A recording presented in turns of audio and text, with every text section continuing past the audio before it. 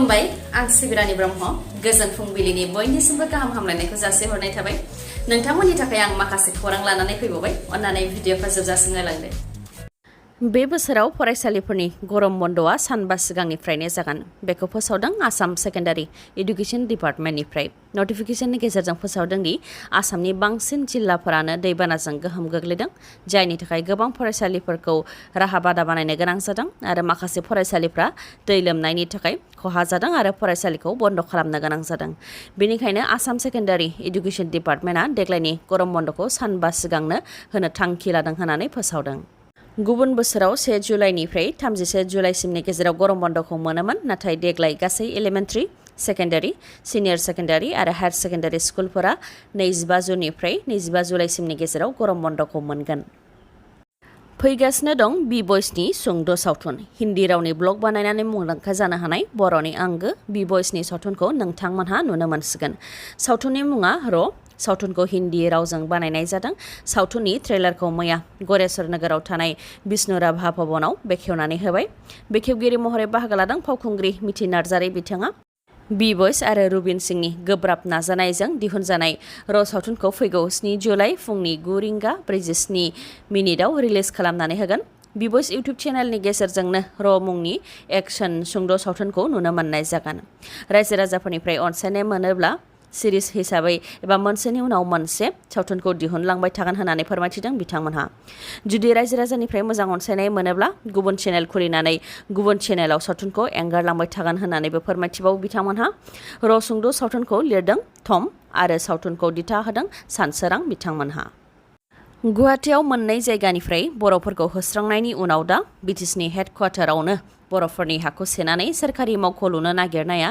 BTC सोरखारनि थाखाय बेसे लाजिथाव बे खोथाखौ बुंथिदों क'क्राझार बाथारमारि गामिनि रायजो राजाफ्रा बिथांमोना फोरमायथिदों दि बड'फा कालचारेल कमप्लेक्सनि साखाथियाव बाथारमारि गामिनि रायजो राजाफोरनि 36 बिघा हा दं नाथाय बे हाखौ सेनानै क'क्राझार जिल्ला बेंगिरि एबा डिसिनि सार्किट हाउस एबा बांला लुनो नागिरदों आसाम सोरखारा ट्राइबेल बेल्ट एन्ड ब्लकआव थानाय बर'फोरनि हाखौ सेनानै सोरखारि मावख' लुनो नाजानाय आरो बर'नि हाखौ फोजोबस्रांनो नाजानाया सोंखारिथाव लोगोसे बिटिसि सोरखाराबो बर'नि हाखौ हमथानांगौमोन होननानै बुंथियो बिथांमोनहा आरो बेनि थाखाय आसाम सोरखार आरो बिटिसि सोरखार मोननैखौबो सोंखारियो बिथांमोनहा फोरमायथिबावदों दि बे 36 बिघा हायाव बिथांमोनहा गोलाव समनिफ्रायनो आबाद मावबोदों 36 बिघानि मादाव माखासे मियादी आरो माखासेया खास हा नाथाय खास हाब्लाबो बड'फा कालचारेल कमप्लेक्स जानायनि सिगांनिफ्रायनो बर'फ्रा बेयाव आबाद मावबोदों होननानै फोरमायथियो बेराफारसेथिं बड'फा कालचारेल कमप्लेक्सनि सेरावनो हा दं बेखौ गुबुन हारिनि मण्डला बेंगलिफोरनो सिरि सिरि हानि पाट्टा होखुमादों नाथाय बर'फ्रा थाङोबा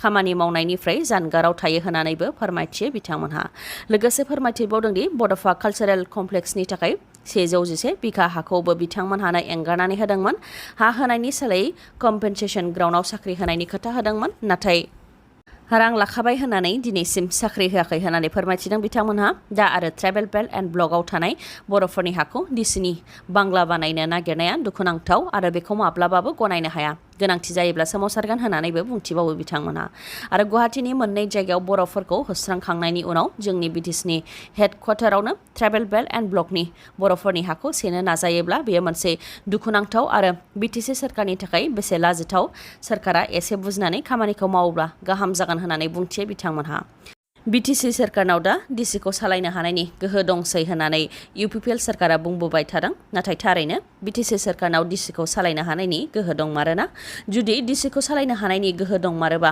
ट्राइबेल बेल्ट एन्ड ब्लकनि बर'फोरनि हाखौ सेनानै सोरखारि मावख' लुनो नागिरनायाव बिटिसि सोरखारनि मदद दं नामा बेयो मोनसे गेदेर सोंथि हायार सेकेन्डारि फाइनाल इयारनि फिथाइखौ 30 जुननि गेजेरावनो फोसावनो हागौ मेट्रिकनि रिजाल्ट फोसावनायनि सिगांनिफ्रायनो हायार सेकेन्डारि आनजाद होग्राफोरा माब्ला रिजाल्ट मोनगोन बेखौ नेनानै दं नाथाय हायार सेकेन्डारि फाइनाल इयारनि फिथाइया माब्ला फोसावजागोन बेनि रोखा अक्ट'खौ दासिमबो फोसावनानै होआखै हायार सेकेन्डारि फाइनाल इयार जोबथा आनजादनि फिथाइ फोसावनायनि अक्ट'खौ अफिसियेलि फोसावनानै होआखैबाबो 30 जुननि गेजेरावनो फिथाइया फोसावजानो हागौ होननानै बुंथिदों आसाम हायार सेकेन्डारि एडुकेशन काउन्सिलनि controller of examination Pankaj Barthakur बिथाङा लोगोसे देग्लाय दैबाना जानायनि थाखायनो फिथाइ फोसावनाया उन जादों होननानैबो फोरमायथिदों मख'नो गोनांदि देग्लाय फ्राय 2,50,000 फरायसाफोरा हायार सेकेन्डारि फाइनाल इयारनि आनजादखौ होदों गावनि 4 बोसोर बैसोनि फिसाजो आरो बिसिखौ लोगोआव लाफानानै दैयाव बाज्रुमदों सासे फोरोंगिरिया।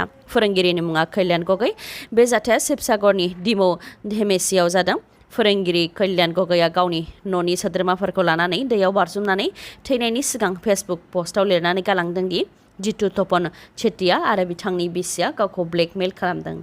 गाव अदेबानि फोरोंगिरि कल्याण गगै आरो जितु तपन चेटियानि बिसिनि गेजेराव गोलाव समनिफ्रायनो देहायारि सोमोन्दो दंमोन। बेखौ लानानैनो जितु तपन चेटियानि बिसिया 10 लाख रां दाबि खालामदों आरो रां होआब्ला पुलिसाव थांनानै ब्लेकमेल खालामदों होननानै अजद हैगोन होननानै कल हरनानै सिगिहरदों।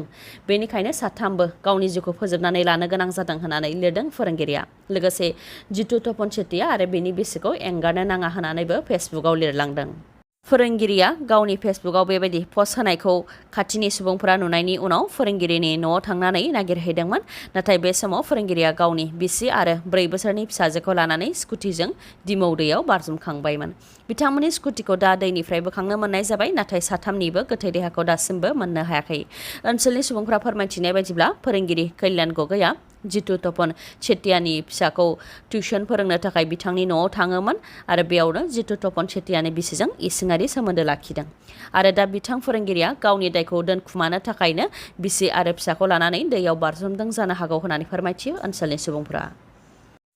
दैमायाव लोगोफोरजों दुगैनो थांनानै थाखो 2आव फरायनाय सासे उन्दै हौवासा गथ'आ दैयाव गबनानै जिउ खोमानो गोनां जादों। बे जाथाया चिरां जिल्ला बिजनीनि सियालमारियाव जादों। खोला बिजनी एमइ स्कुलाव थाखो 2आव फरायनाय मनिन्द्र दासआ लोगोफोरजों दुनालि दैयाव दुगैनो थाखाय थांदोंमोन। बेयावनो दैयाव गबनानै बिथाङा जिउ खोमानो गोनां जादों। थाखो 2आव फरायनाय मनिन्द्र दासआ दैयाव गबनानै थैनाय जाथायखौ लानानै बिफा जयन्त दासआ गोथौ दुखु मोननाय फोरमायथिदों। दुनालि दैमा सेराव मनिन्द्र दासनि सेन्देल आरो गस्ला बायदिखौ मोननायनि उनाव मनिन्द्र दासखौ दुनालि दैमायाव नागिरदोंमोन। उनाव एसडिआरएफ हानजाया मनिन्द्र दासनि गोथै देहाखौ दुनालि दैमानिफ्राय बोखांनो हादों। आसामाव गुनगोनां सोलोंथाइ लाबोनो थाखाय एकाडेमिशियानफोर जेरै प्रिन्सिपाल, हेडमास्टार, फरायसा आफाद आरो फरायसानि बिमा-बिफाफोरनिफ्राय बोसोन लानानै सिगां फारसे आगान सुरलांनो नांगोन। बे खोथाखौ बुंथिदों दिपेन बर' बिथाङा। आसामाव गुनगोनां सोलोंथाइनि जेंनानि सायाव दिपेन बर' बिथाङा बुंथिदों दि थाखो 3, 4 आरो 5 नि फरायसाफोरा सोलोंदोंना सोलोङाखै, गुन गोनां सोलोंथाइ होनाय जादोंना जायाखै आरो फोरोंगिरिफ्रा समाव फैदोंना फैयाखै बेखौ नायनो थाखाय आसामाव बोसोरफ्रोमबो गुण'त्सव खुंबोदों। नाथाय हाइ स्कुलाव गोबां फरायसाफोरानो गावनि मुंखौनो लिरनो रोङा, अंक रोङा आरो इंराजिखौ सिरिसेबो फरायनो हाया। अब्ला आसामाव माबायदि सोलोंथाइ होनाय जागासिनो दं होननानै बुंथियो दिपेन बर' बिथाङा। लोगोसे दिपेन बर' बिथाङा बुंथिबावोदि बावैसो सिगां मेट्रिक आनजादनि फिथाइ फोसावनायावबो गं 140 सोरखारि फरायसालिफोराव सासेबो फरायसायानो मेट्रिक आनजाद उथ्रिसारनो हायाखै आरो गं 149 सोरखारि नङै फरायसालिफोरनिफ्राय सासेबो मेट्रिक आनजादाव उथ्रिसारनो हायाखै। मेट्रिक आनजादाव उथ्रिसारनायनि जौखोन्दोआबो सिगांनिफ्राय खम जाबोगासिनो दङ। देग्लाय 52 जौखोन्दोआल' उथ्रिसारनो हादों। बिनि सिगां फारियै 65 जौखोन्दो, 70 जौखोन्दो, 72 जौखोन्दो फरायसाफ्रा उथ्रिसारनो हादोंमोन। नाथाय रिजाल्टखौ नायबाल' जानाय नङा। बर' बिजों आरो एसामिस बिजोंनि गोबां फरायसालिफोरावनो जेंना दं। जेरै आसामनि गं 611 बर' बिजोंनि फरायसालिफ्राव सासेल' फोरोंगिरि दङ आरो बबेयावबा सासेबो गैया। सोरखारा गासैबो फरायसालि आरो गासैबो फोरोंगिरिफोरखौल' जयै नायनानै थोजासे फोरोंगिरि दं होननानै बुंथिबाय थायो। नाथाय बबेबा गंसे गुदि फरायसालियावनो 7 दाइनिफ्राय 11 फोरोंगिरिफोर दं। नाथाय बबेयावबा सासेबो फोरोंगिरि गैया एबा सासेल' फोरोंगिरि दं। सासे फोरोंगिरियानो 80, 100 फरायसाफोरखौ फोरोंनो गोनां जायो होननानै बुंथियो। बेनिखायनो आसामाव गुनगोनां सोलोंथाइ लाबोनो थाखाय आसाम सोरखारा खामानि मावनांगौनि गोनांथि दं।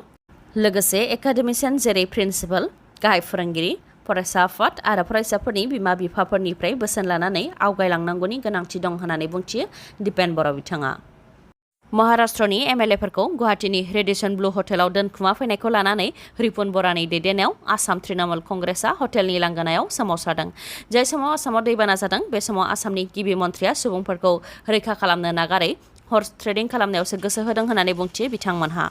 महाराष्ट्रनि एमएलएफोरा आसामनि लाक्जारि हटेलाव थाफैनायजों आसामा रांसो मोनगोन होननानै डक्टर हेमन्त बिश्व शर्मा बिथाङा बुंथिनायनि सायावबो तृणमूल कंग्रेसनि सोमावसारगिरि बिथांमोनहा बुंथिदों दि महाराष्ट्रनि एमएलएफोरखौ आसामाव दोनफैनायाव आसाम सोरखारा आसामनि रिसर्सखौसो बाहायदों। जेरै आसाम सोरखारनि गोबां पुलिस प्रशासनखौ बाहायदों आरो गारिफोरखौ बाहायदों, जायजों गोबां लाख रां खरसा जायो होननानै बुंथियो सोमावसारगिरि बिथांमोनहा। दिनैनि भिडिअआ एसेनोसै गाबोन आरो गोदान भिडिअजों लोगो मोनफिनबावगोन नोंथाङा दासिमबो आंनि चेनेलखौ साबस्क्राइब खालामाखैबा अन्नानै साबस्क्राइब खालामदो लोगोसे लाइक कमेन्ट आरो शेयार खालामनो दाबाव गोजोन्थों